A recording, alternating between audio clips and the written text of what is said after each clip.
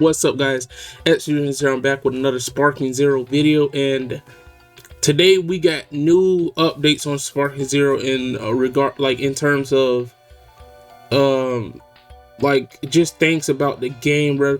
Not anything like crazy, but it's just an interview of, I think they interviewed Jun Furutani, if I'm not mistaken. Correct me if I'm wrong, but without further ado, let's get right into it. I just thought he said some kind of interesting things that I wanted to touch on in a video, and I'm going to be covering the Sparking Zero trailer later on today as well.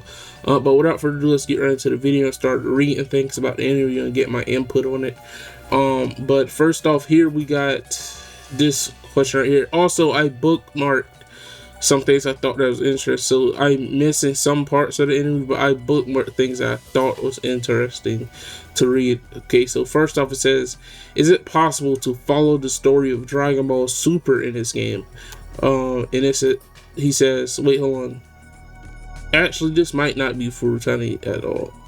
But without further ado, it says, I think you can follow the flow of the story, but it unfolds as if some scenes were cut out.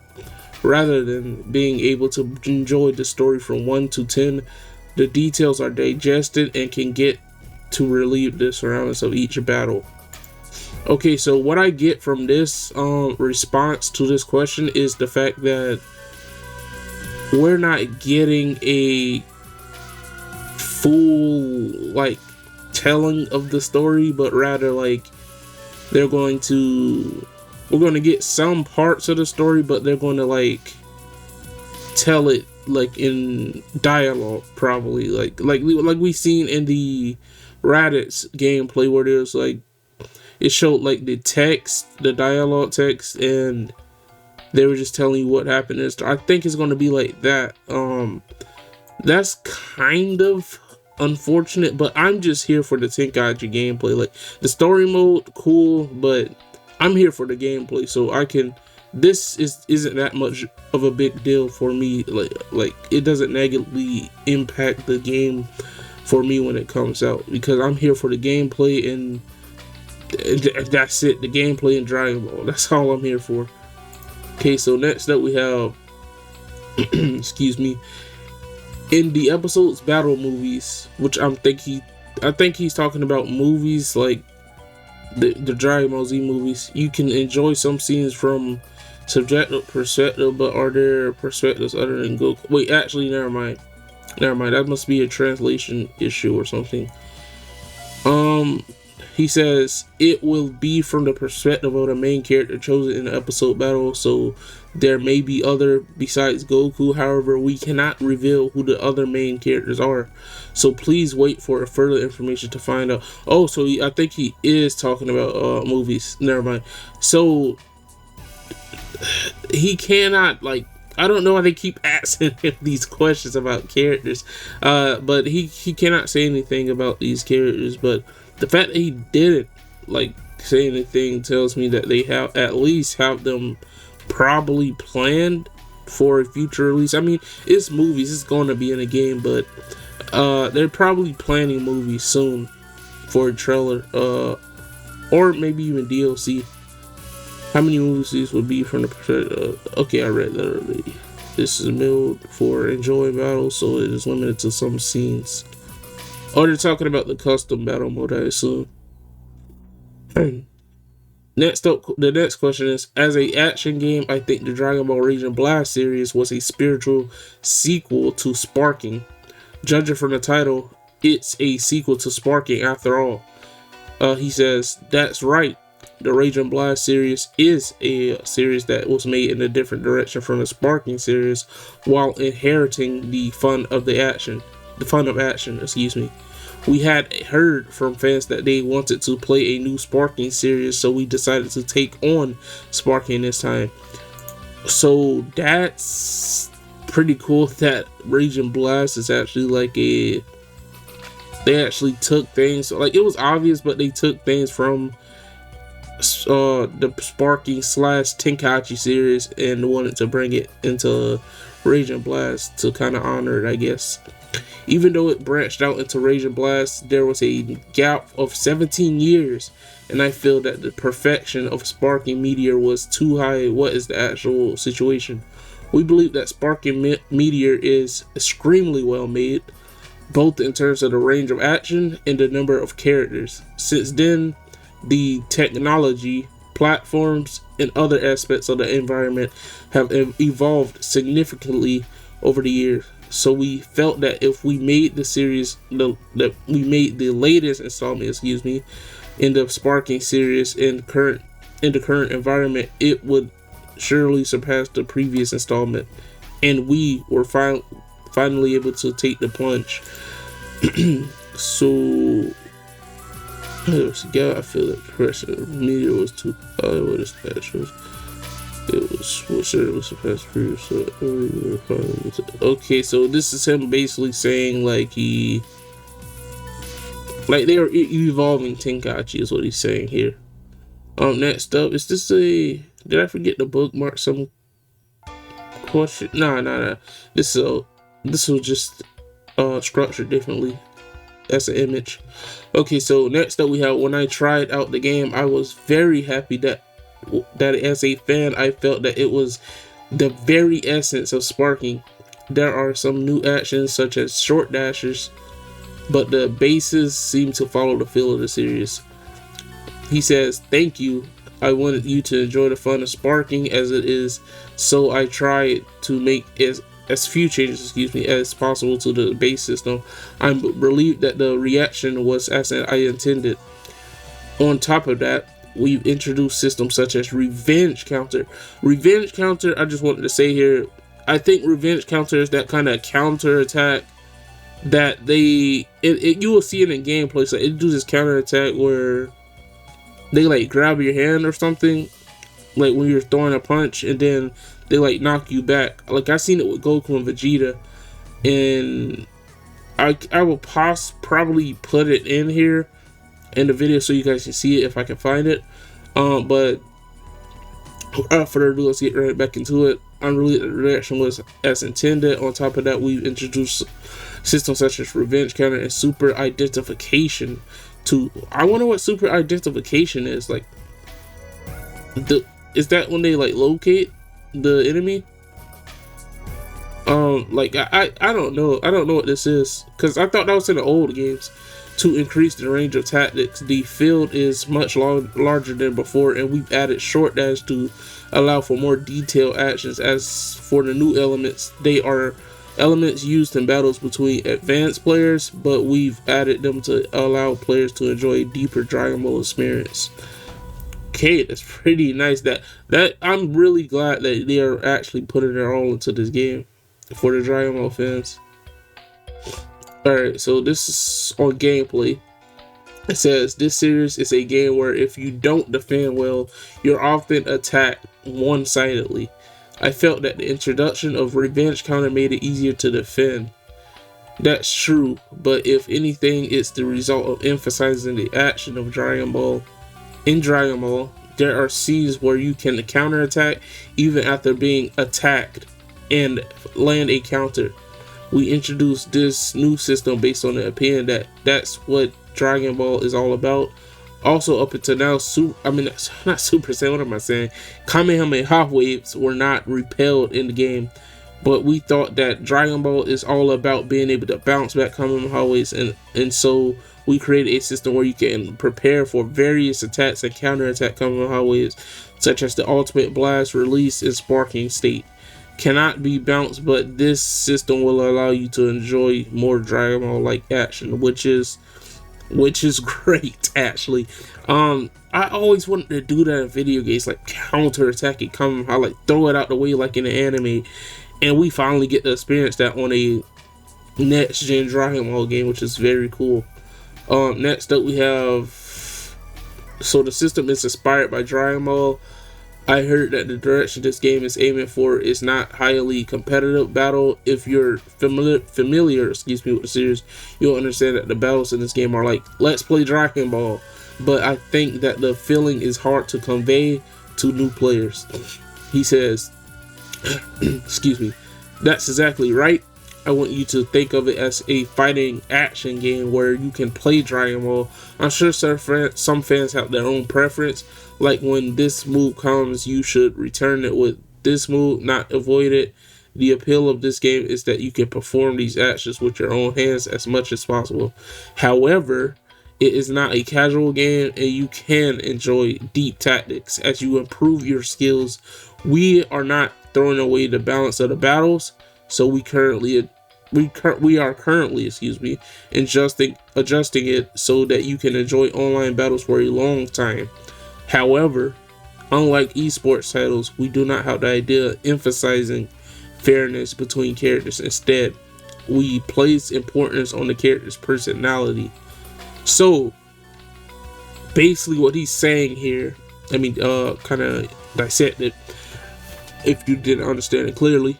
What he's saying here is that this game requires skill, but they have no plans at balancing like between the characters. Like for example, let me give you guys an example.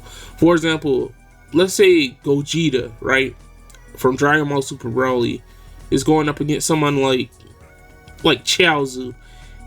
They have no plans at making Chiaozu be able to compete with the likes of Gogeta, which is,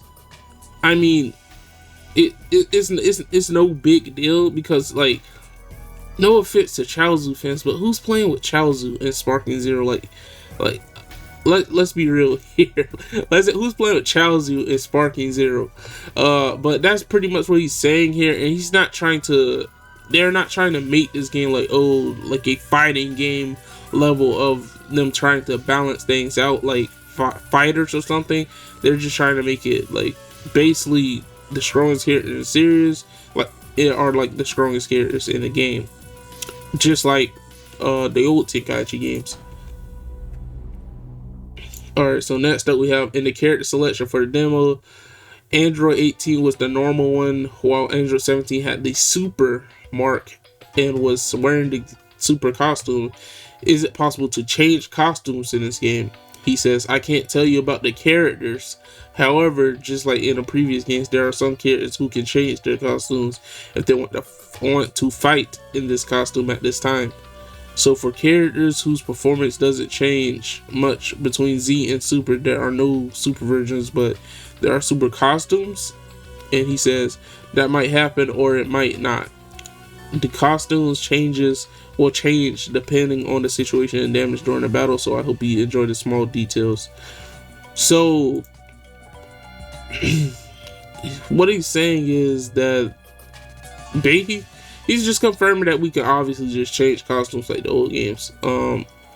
And that's pretty cool actually. I like the return of changing costumes. I wonder what other kind of alt costumes that different people will have, and I'm very excited to see that.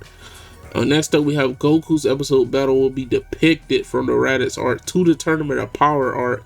The fact that characters such as Dragon Ball Super Superhero will appear in DLC means that the characters participating are not limited to that, right? For example, the original Dragon Ball anime.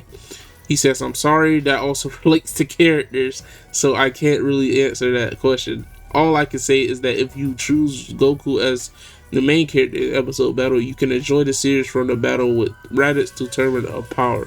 So that confirms we got what ifs up until the Tournament of Power.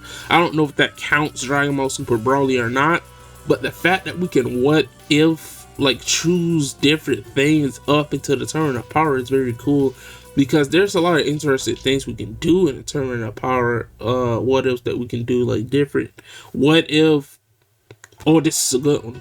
What if Majin Buu went to the Tournament of Power instead of Frieza? That would be a very cool idea, and we get to see what happened if he went to the Tournament of Power instead of Frieza.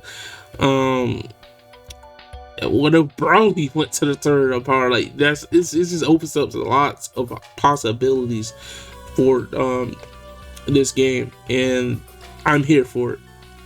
Next up we have at first glance it looks like you just changed it to first person perspective, but in reality you have to create parts that don't need to be visible in a normal movie scene, so it actually takes a lot of work, doesn't it? He says that's right. With normal cuts, you can lie about the direction. Normally, you can put characters in impossible positions. However, since the direction requires switching between the normal camera position and the subjective viewpoint in real time, it was actually a very difficult challenge. Because of this, it was limited to a few scenes, but I hope you enjoy various scenes from the perspective of each protagonist. So he's basically touching on the fact that you can play with certain characters. This is like a select few of characters on the main Dragon Ball cast that you can play through the story in their perspective, in first person. So, and just overall, so that's pretty cool. I wonder if you can like actually play through all of their perspective. Like, for example, if you play with Goku the first time around, can you play with the other ones in other like saves or something like that? That would be pretty interesting to see. Alright, so I'm looking forward to it. As for the custom battle, it seems like it will be difficult to develop, especially the dialogue editing. Even though you can only use set words, it seems like users will be able to slip through holes. He says we try to avoid that as much as possible, and we want everyone to treat Dragon Ball with love. However, depending on the situation, we think that the management will have to deal with such cases.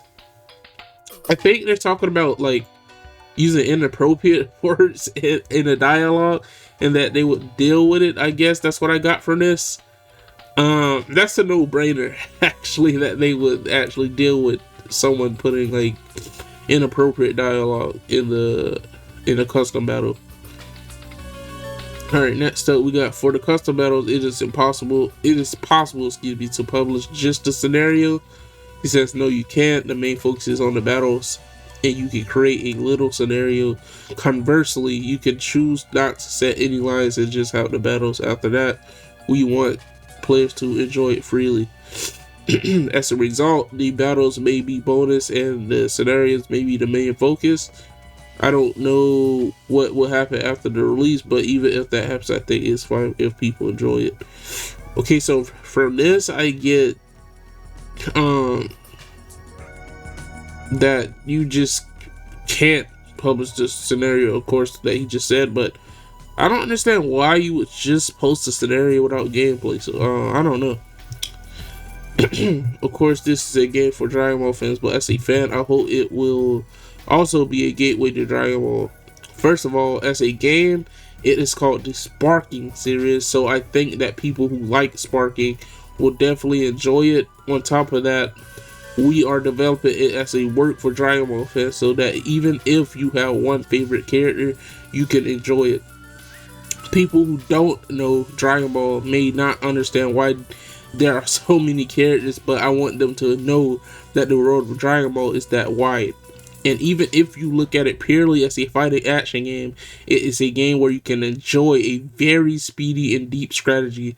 So even if you are someone who only knows the name, we would be very happy if you would try this game and start to like the original work from there, excuse me. Okay, so this is basically just saying like that you would enjoy the game if you're a Dragon Ball fan, is what I get from this. Alright, so here it says, in the search function for the custom battles published online. Wait, is there for search function? He said yes, you will be able to search by difficulty level, various conditions, and tasks. We are currently making adjustments.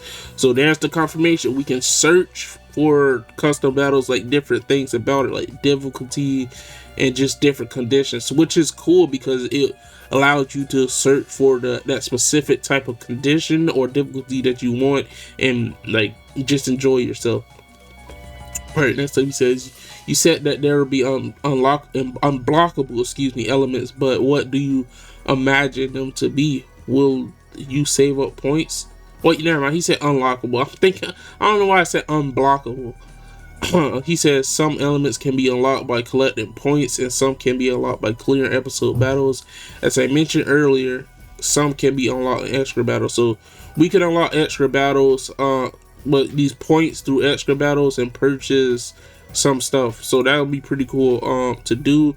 And it adds content to the game, like you're actually playing the game certain modes for a reason, and that's actually cool. This game is looking to be a very content heavy game with the amount of stuff you can do, and I honestly think it's going to last for years upon years, probably longer than Xenoverse, honestly, with this game. But that was the video.